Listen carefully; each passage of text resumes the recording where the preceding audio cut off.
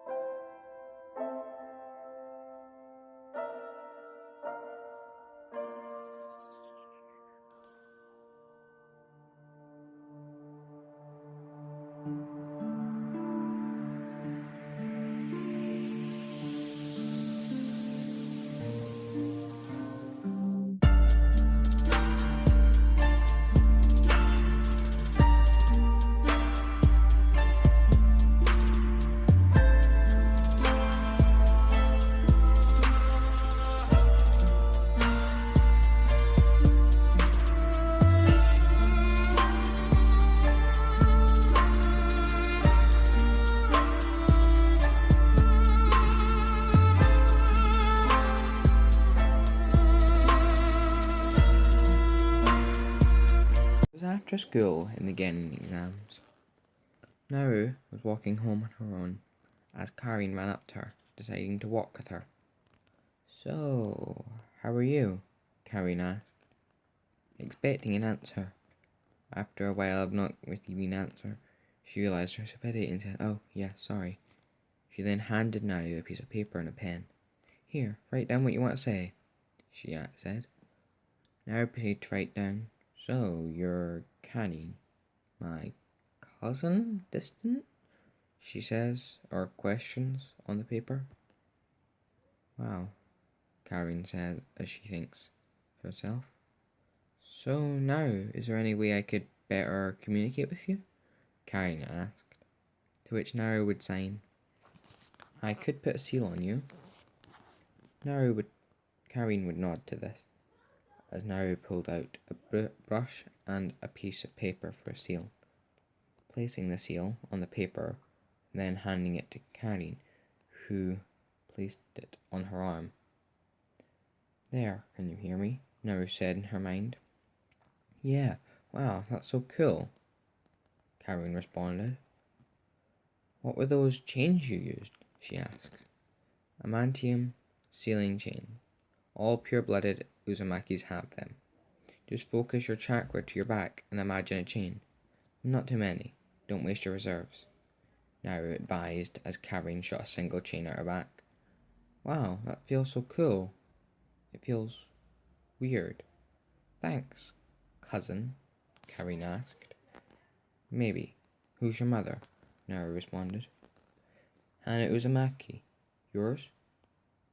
Karin returned. "Kushina Uzumaki. Looks like we're cousins. Not distant either, so it's nice," Naru stated in her mind. "Hey, come over here. Let's go to the Uzumaki compound. Okage-sama said only Uzumakis are allowed to go there, so let's go," Naru said, dragging Karin.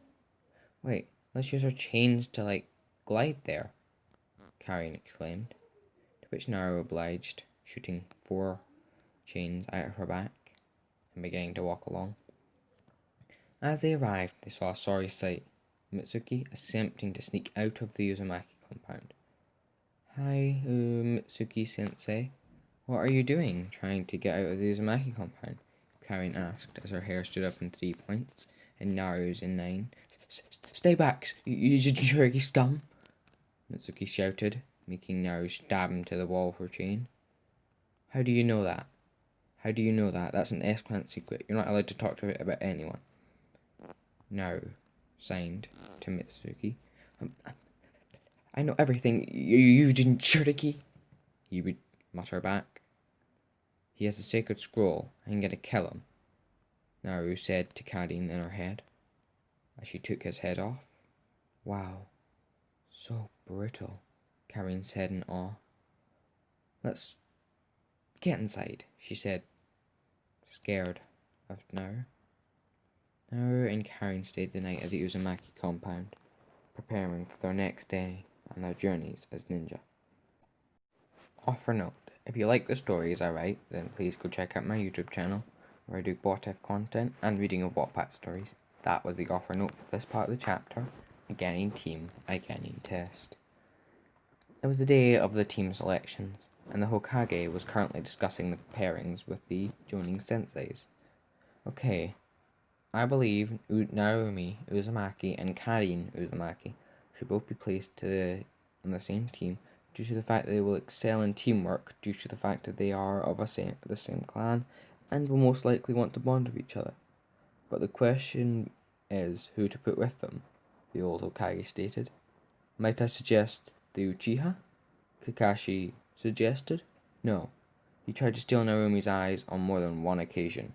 I refused to put her in that kind of danger, Fusen stated, clearly standing his ground. Then what about Hinata Hyuga? Give them to Kurenai and have a tank team, Kakashi said reluctantly. But the council was holding something above him, something he needed. Okay, class, then thank you for being so patient. So now I will review the teams, okay? Uruka stated, but yet again, Naru spaced out, waiting for her name to be called. Team 7, Shino Aburame, Kiba Inazuki, and Sasuke Uchiha. Your sensei will be Hatake Kakashi. Team 8, Karin Uzumaki, Narumi, and Hyuga Hinata. Your sensei will be Yuhi Kurenai. He went on, but Naru spaced out, waiting for her sensei to pop up. A woman with red eyes and a thorn rose dress popped in. Team 8, please meet me in training field 8, the woman said, disappearing.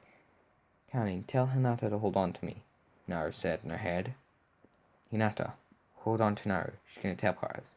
Oh, okay, thank you, Narumi-chan, Hinata said, smiling, while trying to hold back her stutter, which caused Naru to smile back, before teleporting them to Training Ground 8, right behind Kurenai. I'm going to be waiting for a while. Best get something to eat, she exclaimed, turning around. Oh, come on! Just as I was about to get dango, she frowned, until Naru handed her a bento box. Kurenai hummed in question, opening it to reveal 4 dango sticks. Thank you. She then led them to the center of the training field. Let's do the introductions. My name is Yuki Kurenai. I like genjutsu, dango, I hate rapists and mindless killers. My hobbies are creating new genjutsu, and my dream is to become the ultimate genjutsu master. Next is you, Madame Sage, Kurenai finished sarcastically, but immediately regretted her action when she saw the child lift up her head and show her scarred throat. Oh. Okay, redhead, you're next. Yuhi-chan, her name is Narumi Uzumaki. She likes nature and animals. She dislikes Konoha's villagers and humans who destroy nature without creating. Her hobbies are training and hanging out with the Kyuubi.